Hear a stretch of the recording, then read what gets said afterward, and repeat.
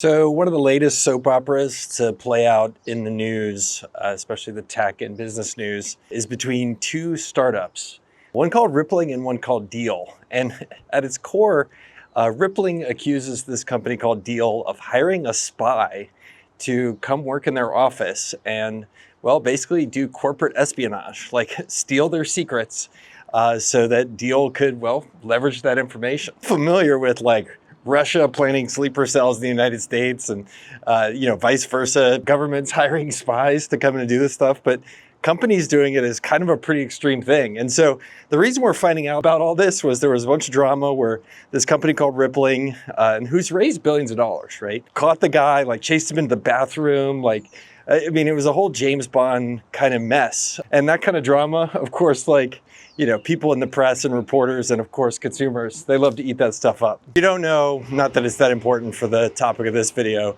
Deel and Rippling, they are in the kind of payroll and enterprise HR space. So they help sell those kind of payroll services to companies.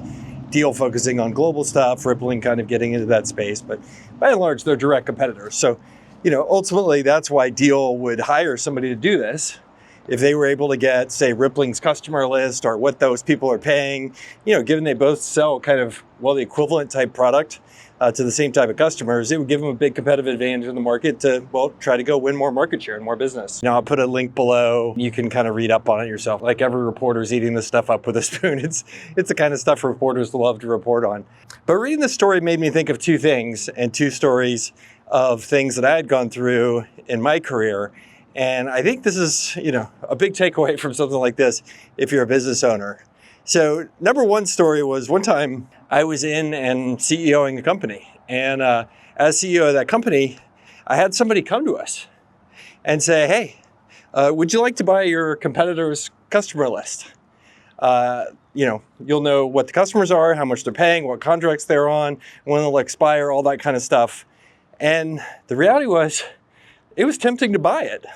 This is a disgruntled employee who had clearly gotten it from their former employer, our competitor. And, I got that request and something didn't feel right about it.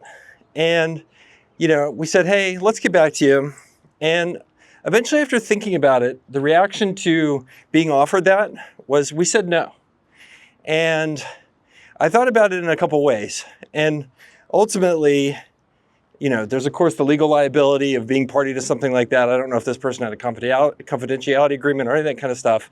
But it also made me think what kind of game do I want to play when I'm running a business? And I look at what these Deel and Rippling guys have done. And at least Deel hiring a spy allegedly to go work for Rippling. Do I want to be that guy? Do I want to live that life? And is that secondarily, is that the values I want to model for my employees? And the answer was I'd rather make less money and have high integrity and not participate in that kind of stuff and compete in a fair and level playing field and not play dirty than to, basically sign up for something like that. If somebody offers you that stuff, if it hasn't happened to you as a CEO or a leader, the ability to kind of get an underhanded advantage like that, it's harder to resist than you think. It's something you're oh, that would be so useful. Think of all the good we could do. Think of how the team would get excited when we were winning and how it would feel good to kind of leverage that stuff and win, right? But the reality is you have to, in that situation, think better about it and realize kind of the person and therefore the kind of company you want to be. And ultimately, I think I've talked about this a lot on the channel. The character that you demonstrate as a leader is the character that your organization is going to have. And if you start as a small business CEO doing low character stuff like that, buying competitor lists and that sort of thing, man, who knows what your employees are going to do to you? They'll say, well, if that leader and that CEO or that owner of this business has that kind of low integrity, I guess it's okay for me to be low integrity too. So I'll just take advantage of this situation and, whatever situations I can take advantage of. And here's the second kind of anecdote and story that this Deel and Rippling situation reminded me of, which was, when you run a small business, there are things that are confidential secrets that you want to keep confidential. You wouldn't want your competitors to see those types of things. And all states, as far as I know currently, especially the great state of Texas where I live, they allow you to basically sign agreements with people as part of their employment working for you to protect yourself and require them to keep all of that information that is your secrets confidential for some period of time. there's reasons for that, and it's a good reason, right? If people could totally take your secrets and go sell them to the highest bidder or go leverage those with somebody else, that's not good for business. It makes it pretty hard to run a business if you can't, well, legally, contractually, trust that somebody's not going to share it with somebody else. I remember in an early time when I didn't sign these kind of confidentiality agreements with folks, and an employee came in one day and asked for a raise and quietly hinted that he was very valuable because he knew all this stuff about the business.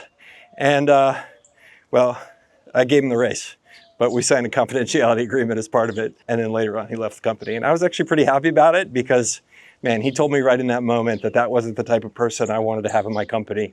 He clearly didn't align with our values at all. So those are the two takeaways from this Deel and Rippling scandal. If there's something I missed that you learned from the whole thing or something you think about it, let me know below. Otherwise, I'll catch you next time.